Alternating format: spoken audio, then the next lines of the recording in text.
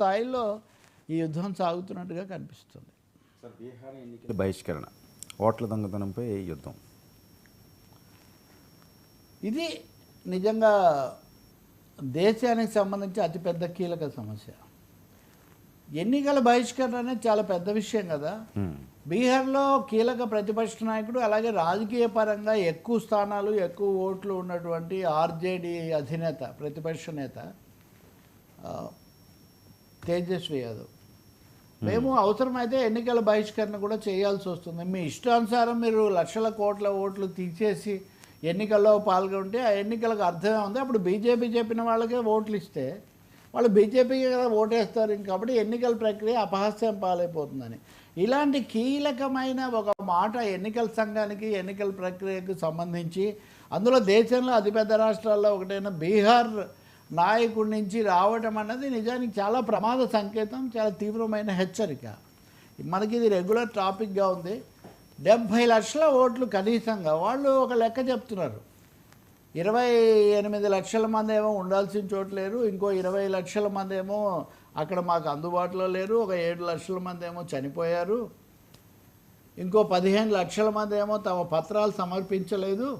కాబట్టి అర్థం ఏంటి? ఇవన్నీ కూడా కలిసి ఒక 70-75 లక్షల మంది అనర్హులు అయిపోతారు అని ఎన్నికలకు ముందే మీరు ప్రకటిస్తే ఇంకా మేము ఎన్నికల్లో ఎందుకు పాల్గొనాలి?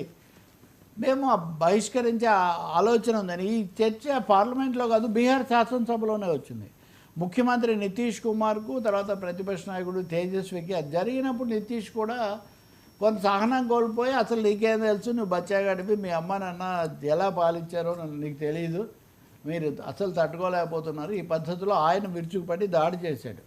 రెండో వైపున లోక్సభలో ఈరోజు కూడా చర్చకే తీసుకోవట్లేదు ప్రభుత్వం. చర్చకి తర్వాత చేస్తామని వాళ్ళు దాటేస్తుంటే ప్రతిపక్షాలు వెల్లోకి దూసుకుపోవడం, ఇది రోజు ఒక ఉద్రిక్త వాగ్యుద్ధంలాగా అది నడుస్తుంది.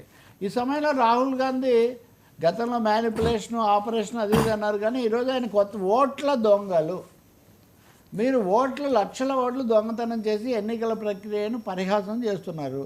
కాబట్టి దీని మీద మేము తీవ్ర నిరసన తెలుపుతున్నాము. మమ్మల్ని మాట్లాడినవారు ప్రతిపక్ష నాయకుడిని కూడా మాట్లాడినివ్వకపోవడం ఏంటి అని ప్రియాంక గాంధీ కూడా మీడియాకి చెప్పారు. ప్రతిపక్ష నాయకుడిని కూడా మాట్లాడించకపోతే ఇంకా ప్రజాస్వామ్యానికి అర్థమే ఉందని. సో ఈసీ స్పందన చూస్తే సైమల్టేనియస్గా ఈసీ ఇచ్చిన ప్రకటన, ఇప్పుడు నేను చెప్పిన ఫిగర్స్ దాంట్లోవే. అంటే ఎన్నికల సంఘం ఏమాత్రం తగ్గేదేలే అన్నట్టుగా ఈసీ ఉంది. బీహార్ ఎందుకు అంత గట్టిగా ఉంది, లేకపోతే ప్రభుత్వం కూడా ఎంత మొండిగా ఉంది అంటే ఇది బీహార్తో ఆగదేమో.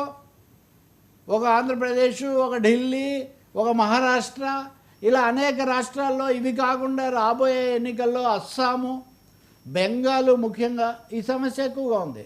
ఎక్కడెక్కడ ఈ ఓటర్లు ఉన్నారో అస్సలు బెంగాలీ మాట్లాడినా లేకపోతే కొంచెం తేడాగా ముస్లింలు అయినా వాళ్ళను బంగ్లాదేశీలు అంటున్నారు. మేము భారతదేశీయులం, మీరు బంగ్లాదేశీయులు అని ఎలా అంటారు?